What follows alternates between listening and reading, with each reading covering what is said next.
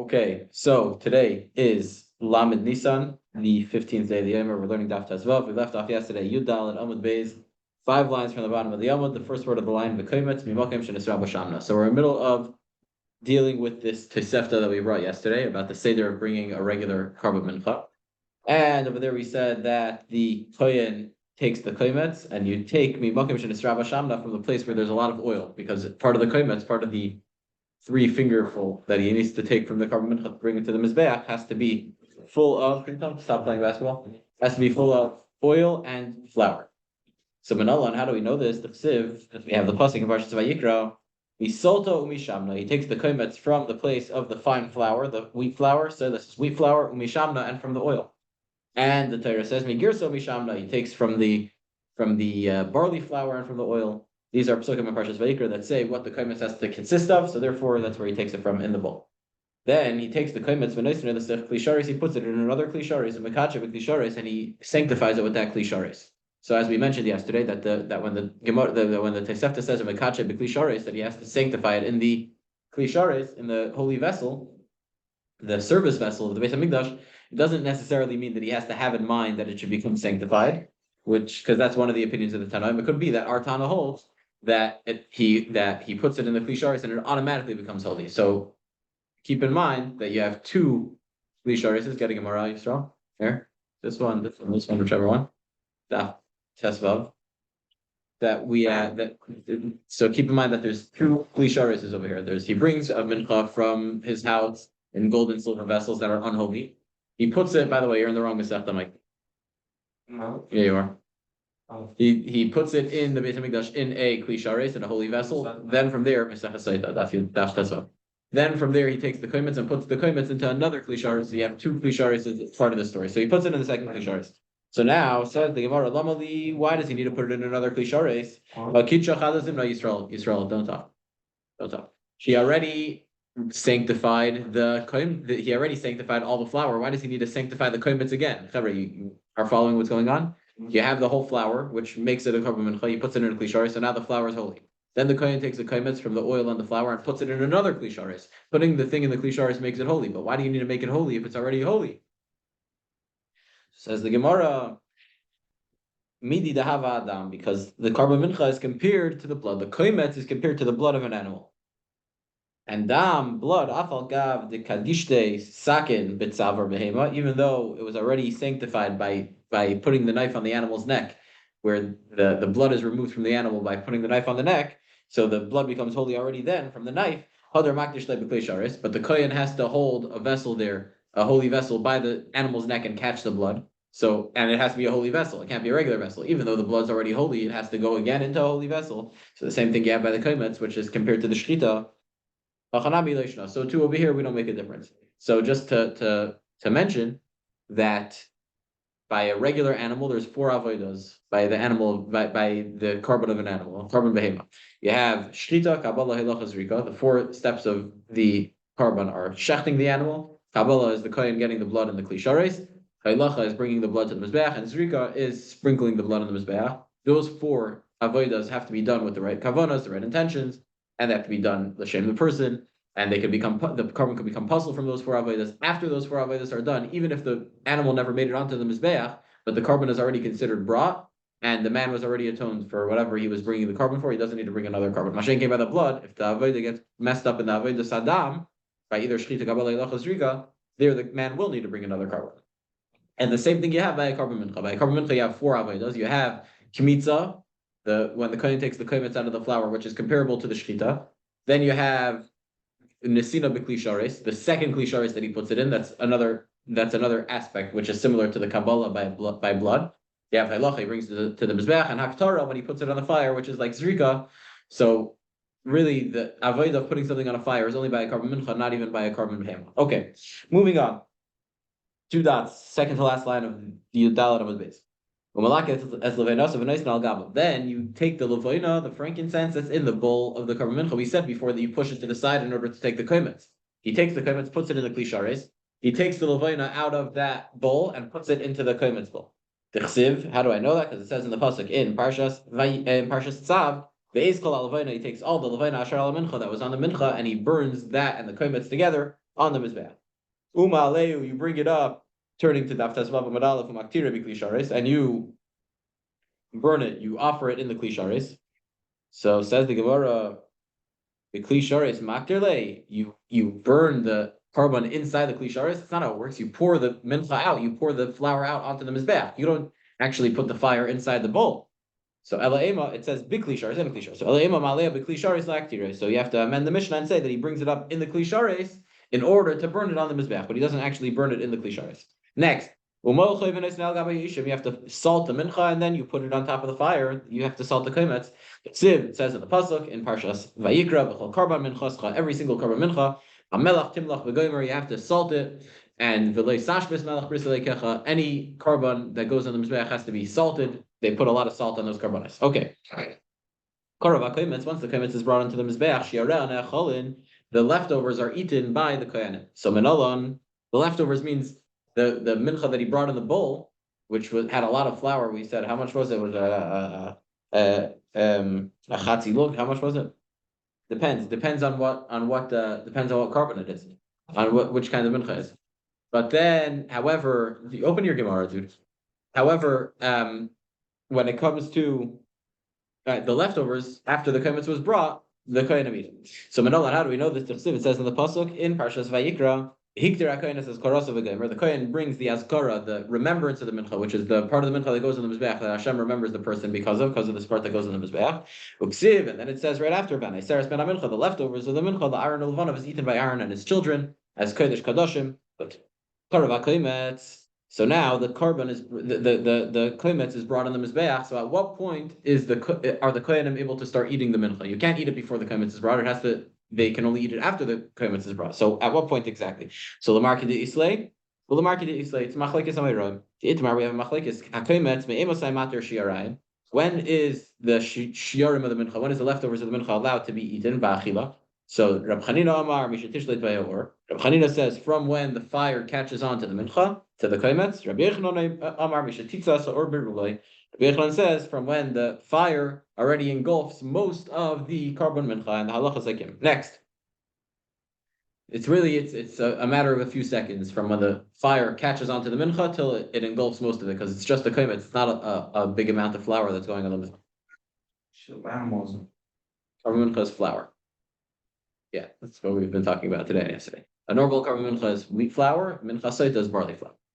Okay, now continues the Tosefta v'Rasha and Kohanim litim the soicha yain v'shemen. When the Kohanim eat the flour, they could add wine, they could add oil, udvash, they could add honey. So my time, how come?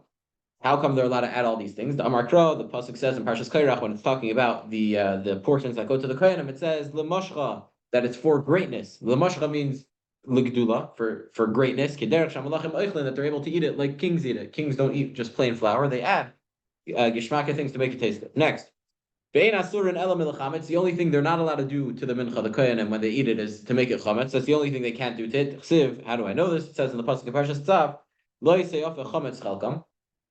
So the pasuk says, lo yisei chametz. You can't make the mincha, the carbon mincha that goes on the mizbeach chametz. And then the pasuk continues, chalkam nasati yosem isha, that I gave them a certain portion from the mincha. But we're darshaning over here. Reb Shimon ben Lakish. Reb Shimon ben Lakish says that read the pasuk. Lo yisei chametz chalkam. Don't make their portion. Afilu chalkam. Even the portion that goes to the kohanim should not be lo yisei chametz. Should not be chametz. Next, kol hamenachos chulu. Every mincha is made out of shemen and it needs shemen and levina, needs oil and it needs frankincense. I think now we're going back to the Mishnah already. We finished with the Tosefta. So now, So now back in the Mishnah. The Mishnah said that every mincha, a regular mincha, gets shemen and levina. Shemen, oil, and levina is frankincense. However, this mincha sotah, doesn't get not shemen, not levina. So says the Gemara, what are you talking about? There is a mincha that doesn't get not shemen, not levina. That's a mincha chayte, which we learned about Chevra today and yesterday. Be quiet. Sit down. Okay, very good. Get a Gemara here. There's a Gemara over there. So we said that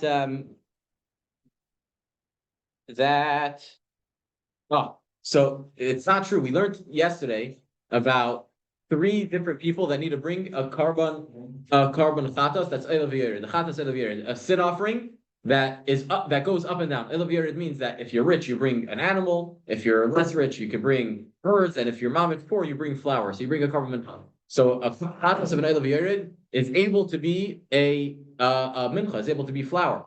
And what are those three sins that bring a chatas Elav Yerid? We said shvuas ha'edus, which is the one that we spoke about in Eon today and yesterday. The shvua that a person makes that he doesn't know testimony about a certain case, and if he's lying, he has to bring this carbon. Yisrael, open the Gemara, Daf Tesvav. And then there was another isser is if someone goes into the Beis Hamikdash impure by accident. Another thing is if a person swears falsely, shvuas bitoy. So those three averes, if a person did those, he brings a chatas elav yerid, and in his chatas, the Torah says the Rahman Amar lo yosem ala Hashem and lo yitin ala levayna. The Torah says in Parshas Vayikra that you don't put shemen or levayna, not oil, not levayna, on the chatas, on the carbon elav yerid chatas, which is a mincha. Right? So the Mishnah is fake news. The Mishnah said that every mincha gets shemen and levayna, but it's not true, not a minchas choite. So says the Gemara Hachi Kamar. This is how you have to read the Mishnah. Every mincha in general gets shemen, oil, and levayna. Ubayis menachitin, and they're made out of wheat. Ubayis seiles, and they're made out of fine flour.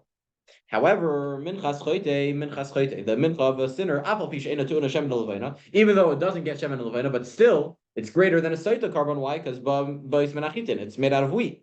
Uba seiles, and it's fine flour. However, minchas oimer, the next level down is the mincha that we bring on the second day of Pesach, the oimer, which is alpha vishay bam and it's barley, it's not wheat. However, tu'una shemen levena does get shemen levena, uba geras, and it's fine flour. V'zoi, however, this one minchas Sotah doesn't have any of these three qualities.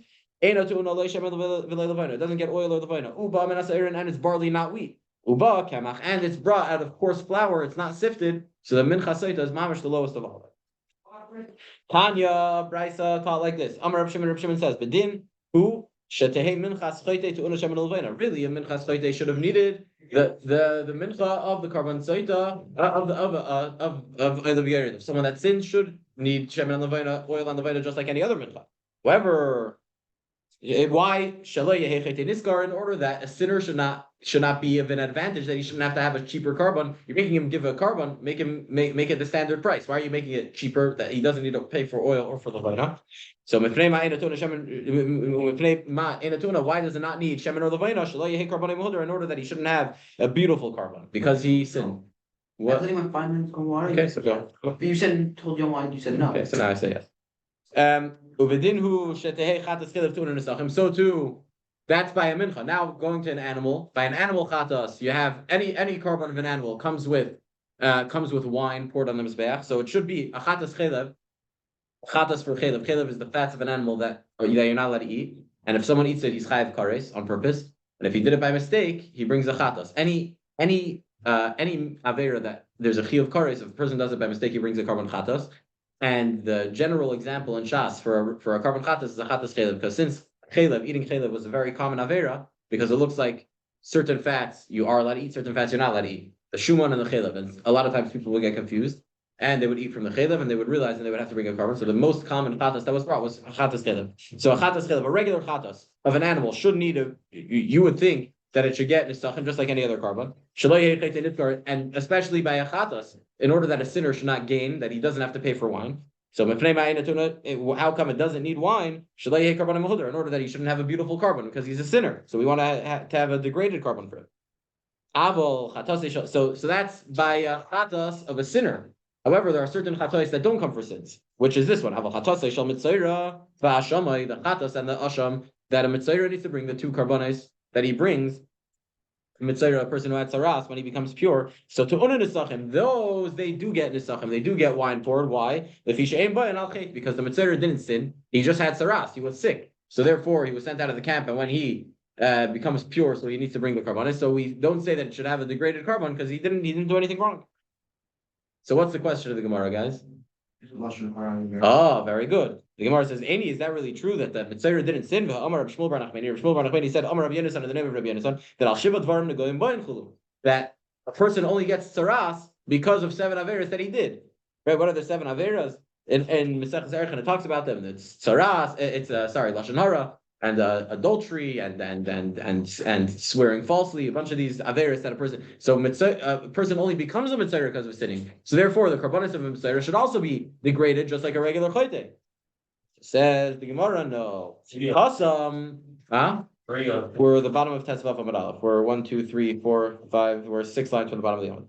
Chasam minige hudi kaperle. No, the punishment that the mitzvah gets for these averas is him getting tzaras. The tzaras, the sickness that he gets, is what atones for the avera. So now, when he's bringing his karbanis, there's no avera to be atoned for anymore because the tzaras already took care of that.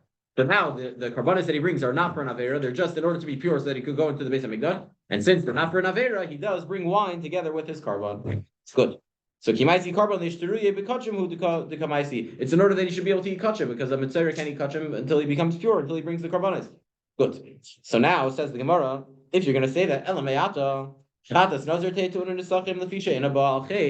but I have another question. A nazir, someone who took a vow of nazirus, that he's not going to cut his hair, he's not going to drink wine, he's not going to become impure for a certain amount of time. When his nazirus ends, which a stam nazirus is 30 days, so he says, I'm a nazir. For 30 days, he has to keep the rules of nazir, and at the end of 30 days, he brings 3 karbanos. A chatas, a oila is a burnt offering that goes the entire animal on the mizbeach.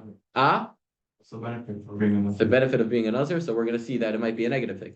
But we learned in the beginning of the Masechta on Daf Beis that it's an extra precaution that if someone sees a Sotah in the degrading process that happens during the Beis Hamikdash, he should become a nazir because being a nazir means that you're getting off of wine. Wine leads to frivolity, which leads to people getting involved in inappropriate things. So it could be that there's a positive thing, but we're going to learn the negative thing. So 1 second. So a nazir brings a chatos, a oila, Yaakov Shimon, don't talk, get a Gemara. A chatas, an oila, and a shlomim. These 3 karbanis. Now he brings a chatas, and the chatas of the nazir doesn't have wine.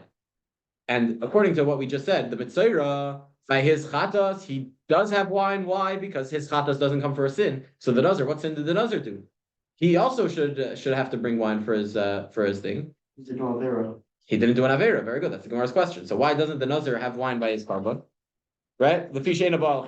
So Sover look at Rabbi Elazar HaKapor. So this the opinion that we just learned this whole brisa holds like Rabbi Elazar HaKapor. That Rabbi Elazar HaKapor teaches the Amar Nazir Nami Chaytehu. Rabbi Elazar HaKapor said that a nazir, someone who takes a vow of nazirus, is also considered a sin, even though it's not a big sin because it doesn't say in the Torah don't become a nazir. The Torah lets you become a nazir. However, there's a certain sin involved, which is that he is adding restrictions on himself. The Torah says what you're not allowed to get involved in. You not only have those restrictions, you want to add more restrictions, you're trying to add more to the Torah, so therefore it's counted as a little sin. What?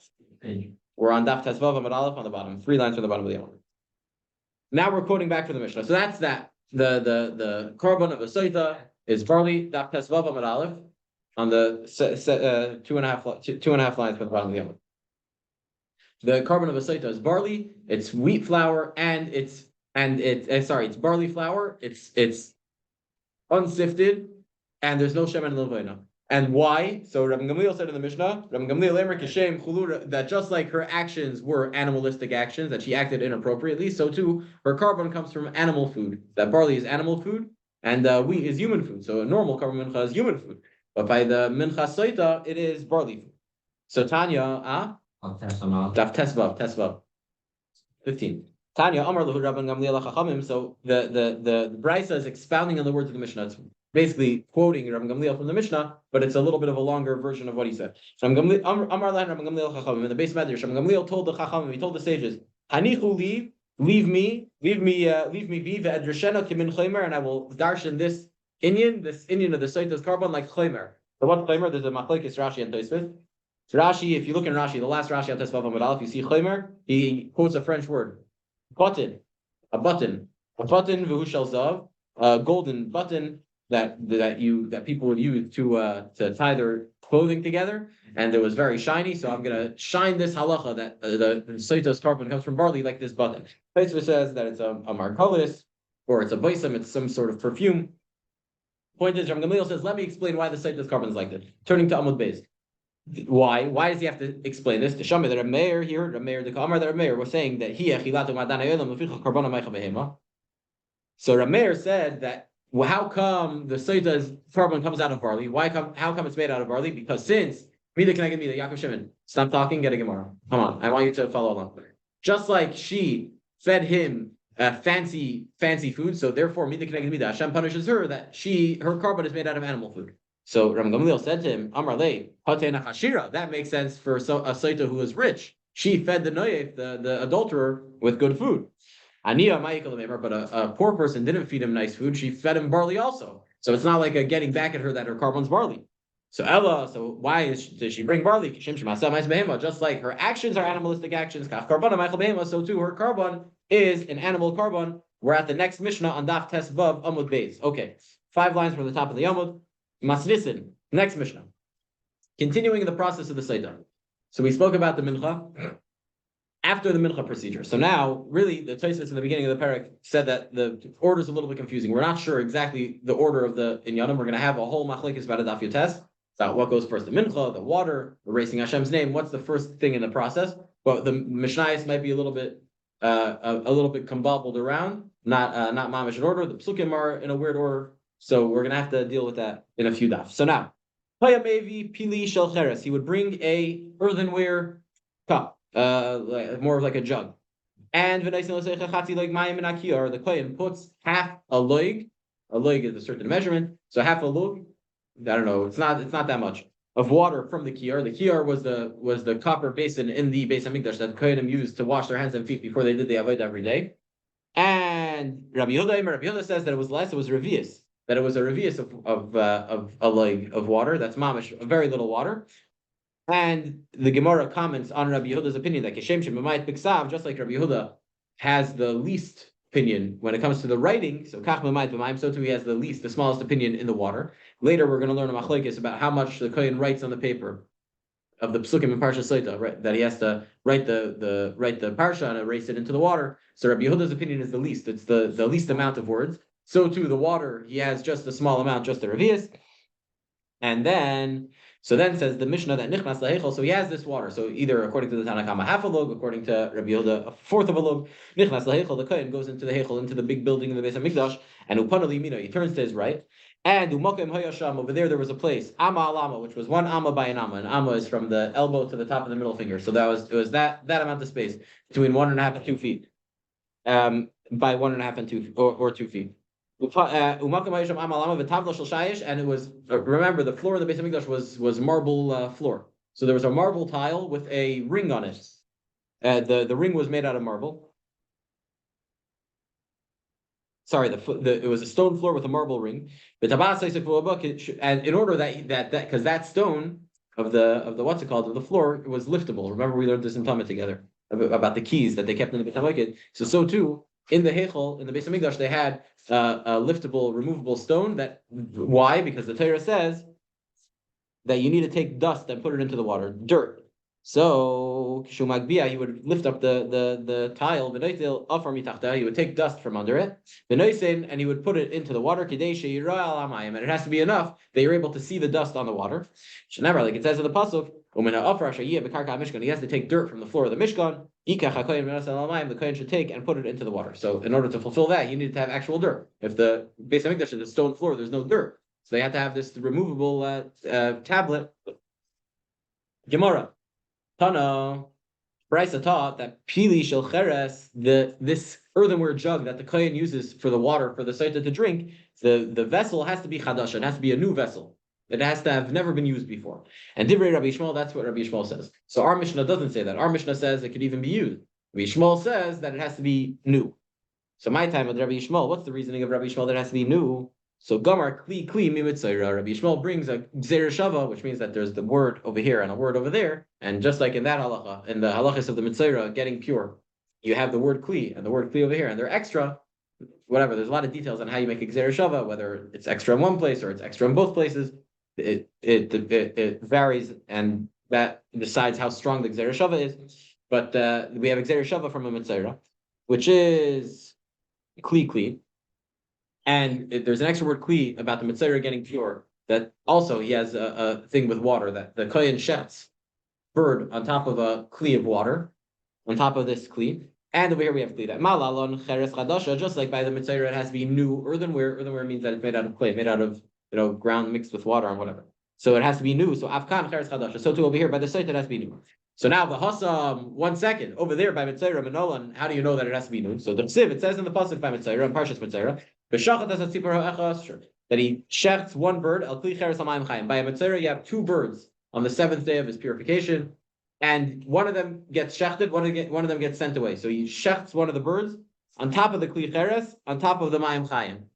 Mayim chayim means spring water. So 1 second. Oh, like the soft drink. Yeah, mayim chayim, very good. So the Torah is trying to say that the Mitzayra has spring water inside the vessel, but it doesn't say that. It doesn't say on top of the spring water that's in the vessel. It doesn't say on top of the spring water that's in the vessel. Rabbi Shmuel says, by the Mitzayra it says, on top of the vessel that's on the spring water. What are you talking about? The spring water is in the vessel. The vessel's not on the spring water.